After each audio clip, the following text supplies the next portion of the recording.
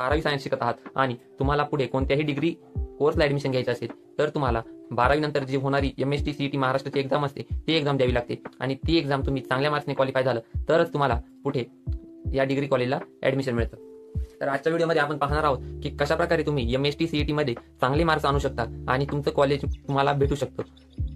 तर मित्रांनो, कशा प्रकारे तुम्ही अभ्यास केला पाहिजे, कुठून अभ्यास केला पाहिजे, कधीपासून अभ्यास केला पाहिजे, हे सर्व काही तर 12वीच्या सुरुवातीपासूनच या CETचा तुम्ही अभ्यास करणं सुरू केलं पाहिजे. कारण तुम्ही जर हा विचार करत असाल की 12वीचे जेव्हा आपले बोर्ड्स होतील त्यानंतर आपण पुढे CET देणार आहोत, पुढे 2 महिने शिल्लक असतात, त्या 2 महिन्यामध्ये आपण अभ्यास करू आणि CETला भरपूर मार्क्स आणू, तर हा तुमचा भ्रम आहे. 2 महिन्यात कोणत्याही CETचा अभ्यास होऊ शकत नाही. पहिल्या दिवसांमध्ये होत असेल, कारण पहिल्यांदी कॉम्पिटिशन कमी होती. CETची क्वेश्चन विचारण्याची पद्धत आणि पहिली आणि ही पद्धत ही पूर्णपणे बदललेली आहे.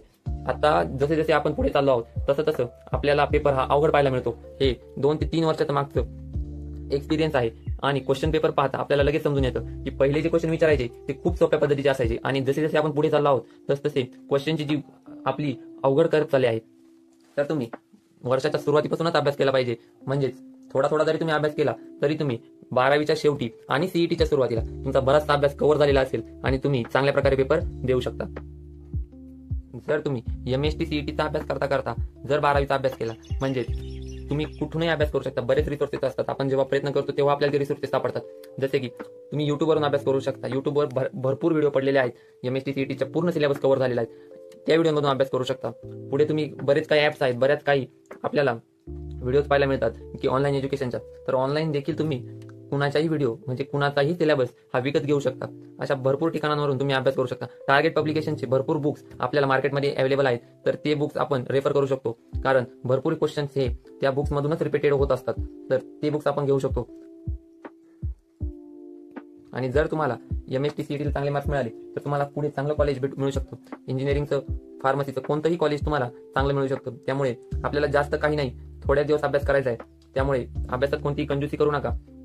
कंटिन्यू अभ्यास करत राहा. 12वी बोर्ड्स आपण पहिल्यापासून आतापर्यंत 12वी बोर्ड्सचे मार्क्स CET कधी पकडतच नाही. म्हणजे ऍडमिशनच्या वेळेस फक्त आपला ग्रुप बसला पाहिजे, PCM किंवा PCB दोन्हीपैकी कोणताही ग्रुप जरी बसला तरी आपल्याला इंजिनिअरिंग फार्मसीला ऍडमिशन मिळतं. आता पाठीमागील 2 वर्षापासून बोलत होते की 50-50 रूल, म्हणजे MST CETचे 50% धरणार आणि आपल्या 12वी बोर्ड्सचे 50% धरणार. हे दोन्ही पर्सेंटेजचे ऍडिशन करून आपल्याला ऍडमिशन मिळणार होतं. पण अजून हा रूल लागू झालेला नाहीये. त्यामुळे तुम्ही दोन्हींचा अभ्यास चालू ठेवाच, यात तुम्हालाच मदत होणार आहे. मात्र जर तुम्ही MST CETला जर सुरुवातीपासूनच इग्नोर करत राहिलात तर तुम्ही 2 महिन्यात पुढे काहीही करू शकत नाही. सुरुवातीपासूनच अभ्यास MST CETचा हा झालाच पाहिजे. आणि MST CETचा अभ्यास तुम्ही असा विचार करत असाल की 12वीचा सिलेबस आणि MST CETचा सिलेबस सेमच आहे. पण हा सेम जरी सिलेबस असला तरी क्वेश्चन जी विचारण्याची मेथड आहे MST CET सेलची ती पूर्णपणे डिफरंट आहे 12वीच्या बोर्डच्या एक्झामपेक्षा.